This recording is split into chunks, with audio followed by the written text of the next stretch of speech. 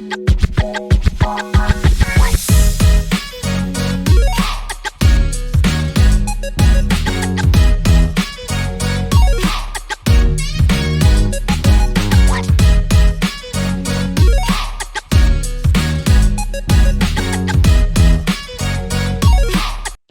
thank you very much. It's a pleasure, of course, to be here.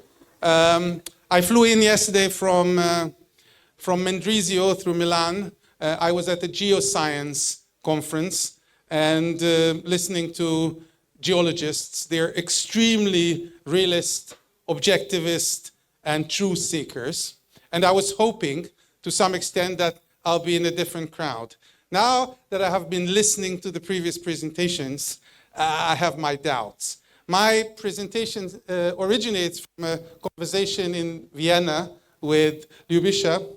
And as I said, listening to the people here, I grew somewhat skeptical and also more interested in the tragic naivete of all of us in what the future will and could bring to us. So let me shake you up a little bit. I have to disappoint you. We are all in AGI already. And this is what I'm going to talk about. So here is my story today. I'm doing research on the Anthropocene, but not what you understand the Anthropocene to be.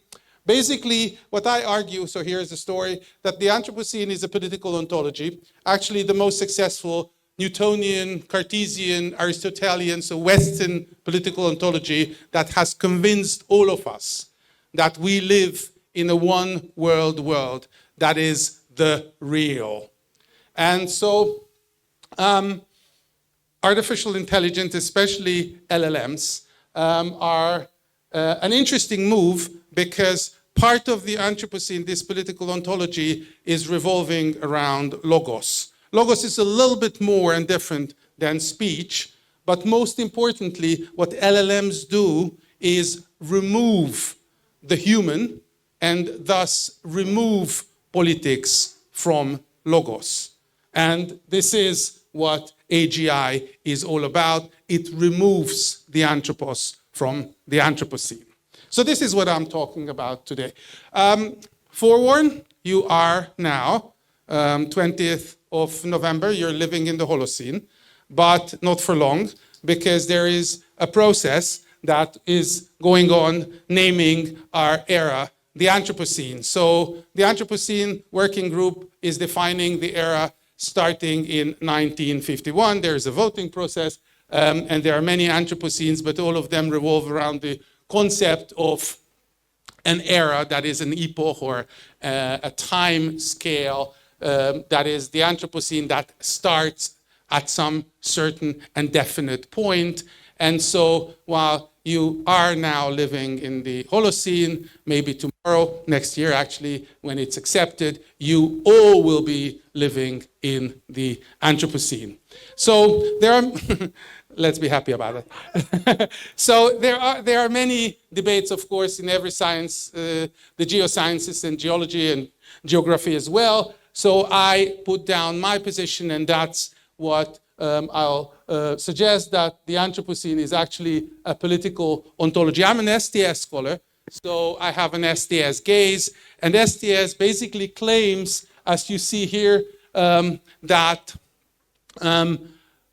basically the real is both enacted and represented at the same time. We make up the real. So we do reals by both thinking and practicing reals. And so this is how we imagine the world. This means, in philosophical language, that we shift the debate to the plane of what's called ontology. And ontology, again, is mostly imagined as the real as one. We can debate, so it's out there. It's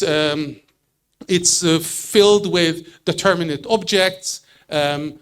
If you're Cartesian, then it's also objects and subjects. Well, I somewhat disagree with that point, but I agree with Johanna Oksala that every ontology is politics that has forgotten itself. What does this mean? It means that actually every ontology is already political. It's a contestation about what is real and what is truth. As I had a discussion here, we think that this is empty. There's nothing. This is full of stuff. This is full of virus and bacteria. If not, we learned during COVID. This is full of stuff. We just don't see it. So the real is also something already contested. So what does it mean to live in the Anthropocene that is a political ontology? All of geological time is the Anthropocene. And the Anthropocene thus is an ontos, a world in which humans also dwell, that is created by what I call mundane ontography. We reenact this world by our practices. And so it is doing and representing the technoscientific earth time-space as something that fits our perception, that is in STSEs, that is the method. So where does this all come from? So what's the genealogy of this political ideology or this political ontology? And it starts 500 before Common Era. And it's interesting because this is a time when the Jewish Bible is written and also when Aristotle works. And there are interesting commonalities. One, that in the book of Genesis, you remember, God is endowing Adam, Anthropos, the human, with a name. And whatever the man called each living creature was then its name. And at the same time, around the same time, 350 before the Common Era, Aristotle in the Politics says that, I turn back because I have to quote, speech is for making clear what is beneficial and harmful, and hence what is just and unjust. So logos, that is speech, is not a representation, nor is it a communication. It is doing what is just and unjust. And in Economia, Aristotle also speaks about justice, for it does not take anything away from men. Justice does not take anything away from men. So this is kind of the beginnings of the political ontology. So what is logos? Logos is not communicating, it's judging. It's judging what is beneficial, just and unjust. And this is the way how anthropos, that is the human, placed into the world. And this is the world we live. Of course, it manifests the beneficial, but also judging enacts us. It enacts anthropos. And together, it also enacts our sovereignty and our power to name things. So, in STLs, again, logos is the method by which the real, anthropos' real, is enacted and represented. So, what do LLMs do? LLMs do not, they acquire, of course, abilities to understand and generate language, but what they don't do, they don't judge. So, LLMs do not do judging. That enacts a world with anthropos' sovereign power. So, LLMs remove anthropos from logos and enact a world without anthropos. All of you. And so LLMs also enact the real without politics. To put another way, LLMs forget politics and generate logos and enact the world without politics.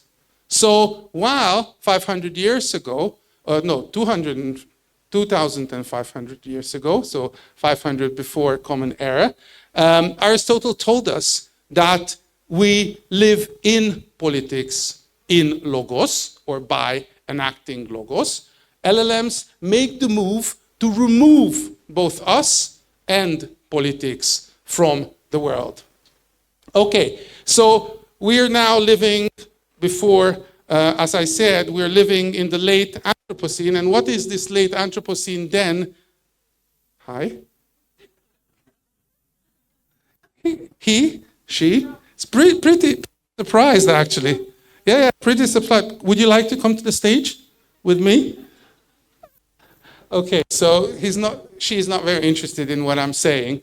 Okay, so what is the late Anthropocene? The late Anthropocene is a number of things, and I'll refer to a number of philosophers here. So on the one hand, LLMs remove anthropos from logos. As we heard, LLMs bullshit.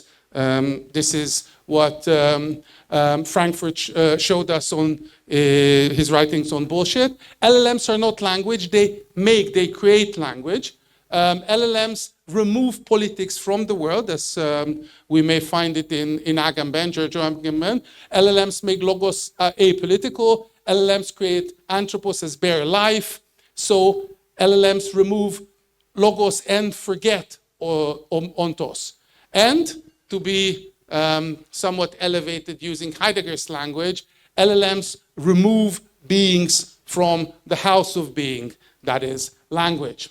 As you all know, we live in the modern era, which politics is characterized by biopower. As Foucault has taught us, exercising the politicized violence of the expert knowledge. And as Agamben has taught us, we are all homonem sacri, we're all homo sacers.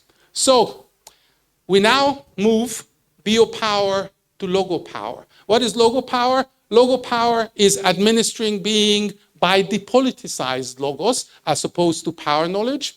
They dissolve bios, that is political life, in zoe, which is biological life. And so, sad story, we all become homines sacri. So the last question I want to ask, does this mean that we shift from the Anthropocene to Eocene or Aiocene? The answer is not quite, actually, because we still will live in this reality that we have created 2,500 years ago. So it is still the Anthropos, but the Anthropocene is now split. It's split to what I call Basilian, the age of sovereign Anthropos, in which politics still exists, and Aean, or Aian, which is a subcategory of Anthropocene, in which sovereign AI rules. And the Aean is actually AGI. So what is AGI? It's a world without politics and without anthropos, that is all of us. Here is an example. Probably you know the AI pin. It works without us. And so the summary, it's a pretty dystopian and desperate world. So all those of you who hope that there is such a thing as responsible, ethical AI, I have to forewarn you, you're actually helping AEN to become. Thank you.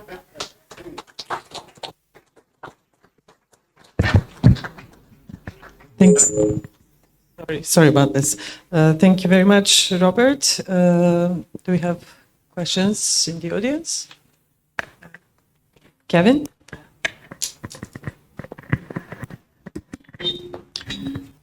Yeah, Robert, I thank you very much for that talk. I wish I had more time to digest all of that.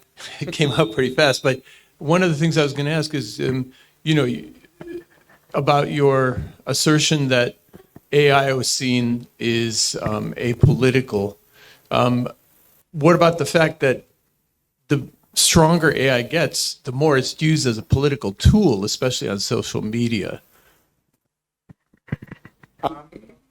Yeah, thank you for the question. I think that we use the word political in a different way. So I use the word political in an ontological sense. The struggle over truth, the struggle over being, the struggle over creating the real that we believe in. I love these docs because I don't know if you've read, probably not, Uxkos, Umwelt theory. And in Umwelt theory, Uxkos talks about various ontologies in which different species live. Dogs live in a different ontology. His example is the tick. The tick, the animal tick, has only 3 inhibitors, as he calls them. Warmth, 36.5 to 38 degrees, skin, and height.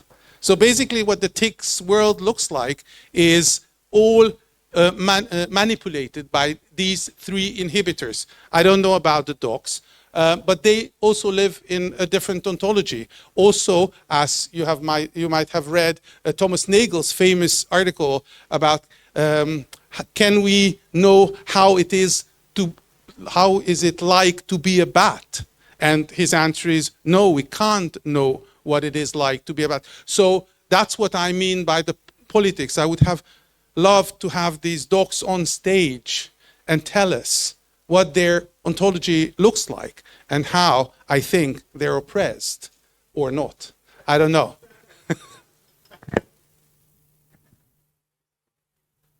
Thank you. Thank you very much. You gave us something to think about.